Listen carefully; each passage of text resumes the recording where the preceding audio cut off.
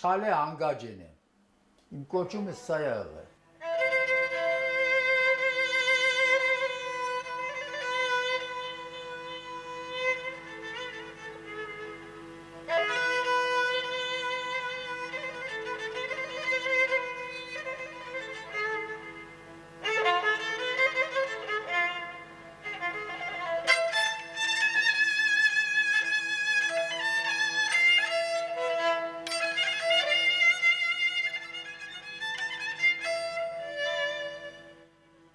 Աշխարհում շատ աշխարհներ կան, բայց Շիրակը ուրիշ է։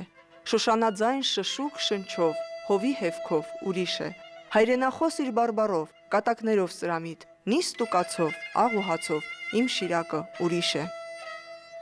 Հենց այս ուրիշ աշխարհում էլ ծնվել է Հայաստանի Հանրապետության վաստակավոր արտիստ քամանչահար Հրաչյա Մուրադյանը։ Երբեմնի ջութակահարը հրապուրվում է քամանչայով, արդեն 20 տարեկանում նրա անունը տարածվում է Անդրկովկասում, նրան Օրթախ են ասում։ Որտեղից սկիզբ առավ այս անունը։ Կարող է պատահին ձեն հետ ուսեգի։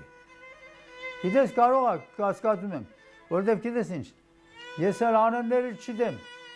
հետները կխոսեմ չգիտեմ, անունը որ տամ չեմ կրնա։ Ասում էի, Օրթախ ջան եմ բանը, որ շարունակում էի, Օրթախ,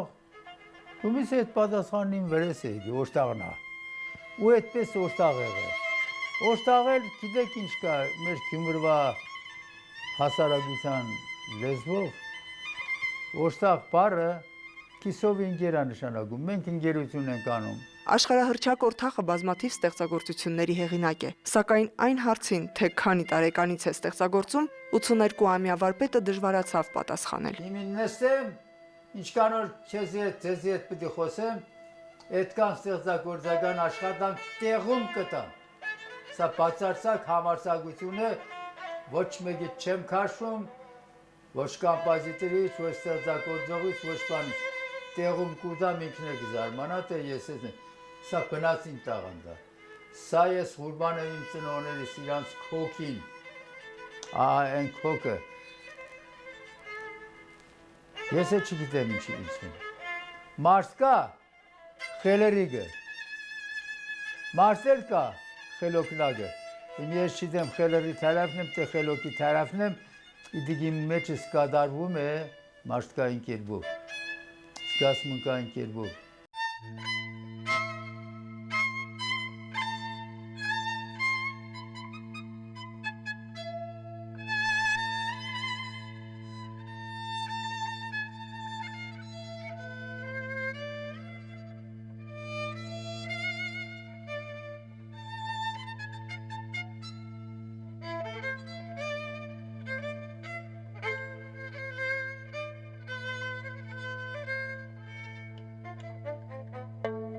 Ասում են, թե խորհուրդը խոստովանություն է, մանավանդ եթե այն 82-ամյա բարձունքից է եւ ուղված է երկարվեստի վաղվա օրվան։ Խորհուրդ Արտեմ Խաչատուրին։